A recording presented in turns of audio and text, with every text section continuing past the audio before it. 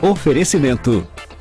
Bibi, loja exclusiva em Cascavel. Calçados para recém-nascidos e infantil. Venha conhecer, você vai se encantar. Bibi, pra criança ser criança.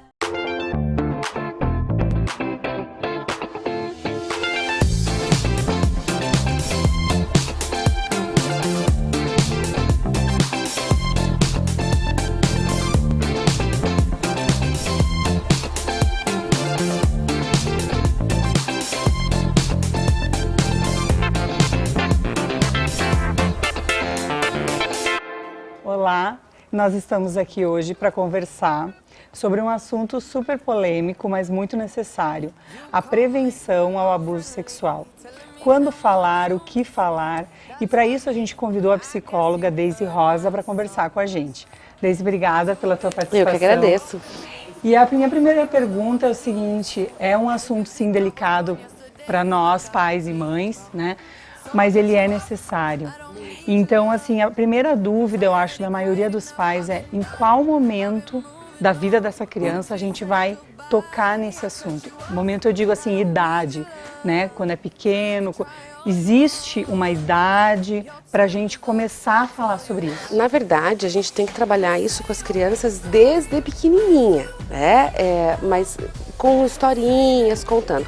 Que idade que ela já começa a entender melhor é a partir dos 2 anos, que ela começa a ter uma noção do corpinho dela mesmo, que é o processo, quando ele está entrando, para ficar mais claro para as mães, no processo do desfraude. O processo do desfraude é quando eles estão se descobrindo enquanto xixi, enquanto cocô, enquanto um aparelho sexual que as pessoas podem mexer. Então, desde esse momento, eu já posso trabalhar com essa criança, só a mamãe pode, só o papai. Então, eu vou falar quem são as pessoas que os pais confiam também, né? Porque às vezes eu falo só o pai e só a mãe, e aí eu tenho a avó que dá banho de vez em quando, e aí essa criança não vai querer tomar banho com a avó, né? Então, eu vou falando as pessoas que são importantes, que podem tocar, e sempre já desde pequenininha, a partir dos 2 anos, que é quando eles começam a ter um melhor entendimento, que tem que tomar muito cuidado, que se alguém fizer alguma coisa que não foi legal, sempre vir contar para a mamãe, que são pessoas que confiam, e aí a gente já vai dando margem para a criança entender, e inclusive sempre já falando assim, até para aqueles que têm irmãozinhos também, né? Então assim, não pode deixar relar, não pode deixar isso, porque às vezes nas brincadeiras de irmãos é que muitas vezes um é mais velho, está curioso, o outro mais novo, então a gente precisa já, inclusive dentro da própria casa, até porque vamos pensar, apesar de ser algo muito estranho, mas o abuso sexual infantil, ele ocorre normalmente, não é uma regra, mas a grande maioria, infelizmente, também é dentro de casa com as pessoas que a criança mais ama, né? Então, a gente sempre tem que estar cercando essa criança, principalmente aquela que ela sente que é mais protetora dela, falando já esses movimentos. Né? Deise, já que você falou dessa fase de desde pequenininho, eu pulei essa fase, não vim falando.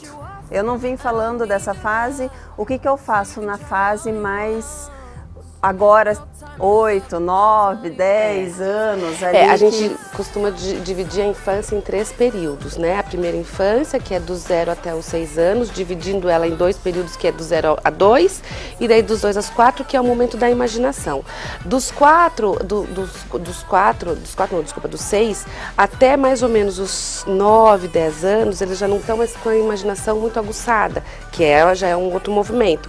E a fase também crítica é dos 9 até a pré-adolescência, 12, 13 anos, que lembrando que depende muito de cada criança.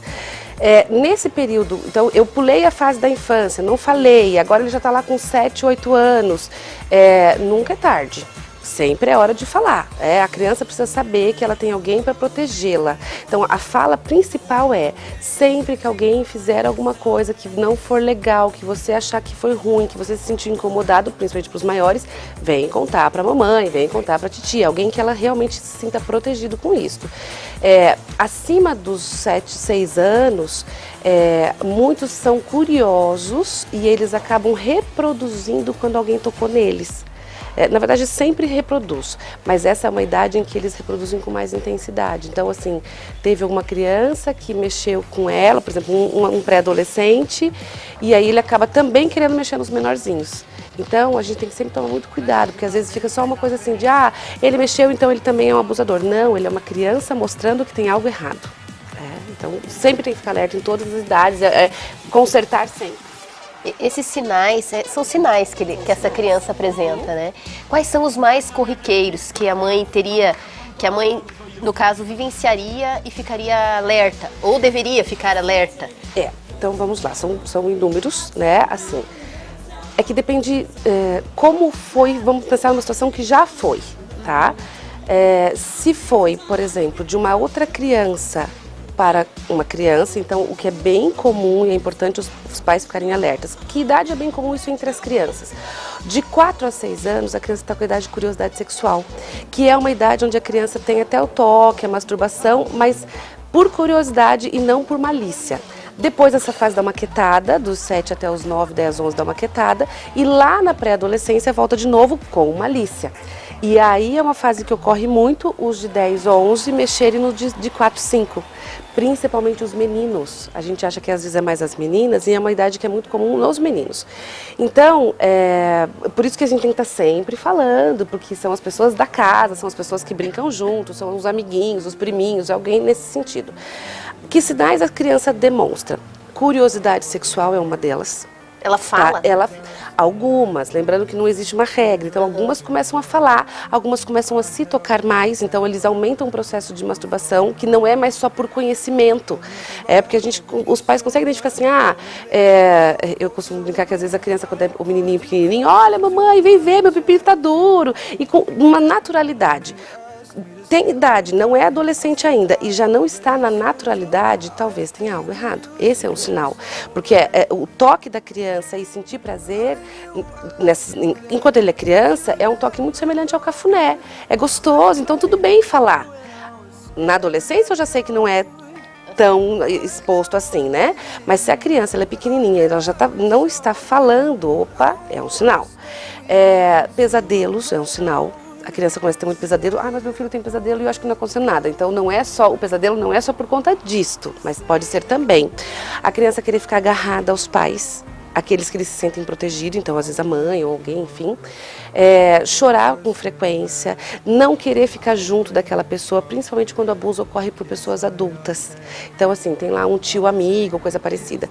Só que é importante a gente lembrar e colocar aqui também que geralmente quando já ocorreu o abuso, né, então aqui no caso não é só a prevenção, mas quando já ocorreu, é muito comum a pessoa abusada, a criança abusada, ela se sentir culpada. Eu deixei isto acontecer. E esta culpa é que corrói, e aí às vezes os pais sinalizam, percebem por esta culpa. Não, eu não quero. Mas eu que sou ruim, eu que sou maldoso, eu vou brincar de ser, eu vou perder porque eu mereço perder, porque eu que deixei as coisas ruins acontecer. Então a criança ela muda. Geralmente quando a criança ela é abusada de alguma forma, ela muda o comportamento dela. Em casa, com os amigos, nas tarefas, na escola. Então se é uma criança que é quietinha, ela começa a ficar mais agressiva. Se já é uma criança espivetada, ela talvez fica no silêncio. Então ela tem alteração de comportamento. Geralmente a criança que sofreu algum tipo de abuso, ela tem uma alteração de comportamento. Qual é o jeito certo? Não existe, porque tem aquela que é quietinha e que fica mais bagunceira, aquela que é bagunceira fica mais quietinha. Então percebi que tem algo estranho, é hora de prestar atenção. E quando tu fala assim, que a gente precisa falar para essa criança, olha, tu não pode deixar ninguém mexer em ti, sem ser o pai, a mãe. Tu não pode criar num futuro algum bloqueio sexual dela, no sentido assim, ninguém pode mexer em mim, só o meu pai e a minha mãe. Aí até fugindo um pouquinho da questão do abuso, mas é que agora a gente conversando, isso me veio na cabeça. Veja, depende da forma com que a sexualidade é tratada na família. Né? Até porque a gente também tem o contrário. Às vezes não aconteceu nada de abuso e tem um monte de pessoas que são super travadas sexualmente pela forma com que é ensinado a sexualidade em casa. Então, eu posso sim trabalhar a sexualidade com a criança, mostrando para ela que a sexualidade é algo natural do ser humano para os adultos. Entende? Então, assim, quando tiver adulto, isso pode acontecer. Mas dizer que eu não posso deixar ninguém relar, e ela, enquanto adulto, vai ser uma pessoa super travada sexualmente, não é uma regra. É porque eu preciso ensinar que sim, e aí quando a gente trabalha isso de uma forma bem natural, a própria pessoa, conforme ela vai ficando adulto, ela também já começa a entender que, opa, nem é tão só coceguinha assim, entendeu? E aí ela já começa a entender todo o processo da sexualidade e nem lembra mais aquilo que a mãe falou lá atrás. Mas igual ela fica, não é qualquer um. E de fato, se a gente for pensar que numa sexualidade mais saudável, eu tenho que pensar que também não é qualquer um que pode estar aproveitando do meu corpo, e aí esse ensinamento lá da infância, ele pode ser para o adulto também, sem necessariamente ter traumas. E falando em questão de internet agora, né, que as crianças têm bastante acesso, e está ocorrendo muitos casos também pela internet, né? Os abusadores conseguindo entrar em contato pela internet. O que você acha, Daisy, nessa questão? Como ensinar ou como tentar prevenir isso? Como passar para eles que isso pode vir a acontecer, né? Como pode vir a acontecer? Veja, internet é uma coisa tão complicada hoje em dia porque a gente não consegue ter um controle 100%. Né? É difícil a gente conseguir ter esse controle, a gente deveria e às vezes nós queremos, enquanto os pais, ter esse controle, mas principalmente no pré-adolescente e adolescente isso se torna muito mais complicado. Eu particularmente entendo que se eu, pai e mãe, sou quem pago as contas de um filho, sou eu que comando, eu tenho que no mínimo ter direito à senha, até ele se bancar. Até pela questão de eu tenho que ter controle sobre isso. Ah, mas você está se metendo na minha vida. Tô mesmo. Porque me dizer que uma menina de 12, 13 anos super sabe o que é da vida, a gente, depois de adulto, a gente entende que não, a gente não sabia tudo que queria ser na vida, a gente não tinha noção dos perigos da vida, né? Então, isso tem que ser falado. Hoje tem muitos vídeos na internet, bem bacanas, musiquinhas, que os pais podem já ir desde pequenininho orientando, inclusive, disso. Porque tem até a questão do abuso na internet, porque eles chegam de uma forma muito bonitinha. E é isso que é importante a gente ensinar as crianças. O abusador, ele não é um lobo mau. Ele é um príncipe encantado. Né? Porque o lobo mau, ele tem cara de mau, então eu me afasto. Mas o abusador, ele é aquele que sabe tudo de desenho, ele sabe todo o mundo da criança, ele conhece o nome de todos os personagens, ele sabe de tudo que acontece. Aí é claro, se tem algum tio adulto, por exemplo, que já fala de personagem de criança, nossa, a criança já super se encanta. Como assim ela entende meu mundo? Na internet, a gente não sabe quem está por trás das telas, né? Então, com que idade uma criança está mexendo nessa internet de forma livre? Com quem ela está conversando? Então, nós temos sim que ficar em cima. É mais comum eles ficarem um pouco mais livres em relação a isso, já entrando aí nessa terceira infância, quase na pré-adolescência, já 9, 10, 11 anos. E aí a gente às vezes não consegue ter 100% do controle, mas eu preciso ficar falando. E pai e mãe tem que ser chato. Quanto mais chato seu filho achar que você melhor enquanto pai e mãe você está sendo. Eles não vão entender esse processo, mas essa chatice se chama cuidado, e esse cuidado é necessário porque eles ainda não têm maturidade. Nós temos inúmeros casos de vídeos de internet de adolescentes que marcam encontro. E aí? Marca o encontro com quem? Com um cara que é um abusador ou coisa parecida? Então o fato deles, que nem essa última parte agora que tu falou, do pai e da mãe, da criança na verdade, saber, poxa, meu pai e minha mãe pegam o meu celular, eles olham as minhas fotos, os meus vídeos, as minhas conversas no WhatsApp. Isso então sim, ajuda.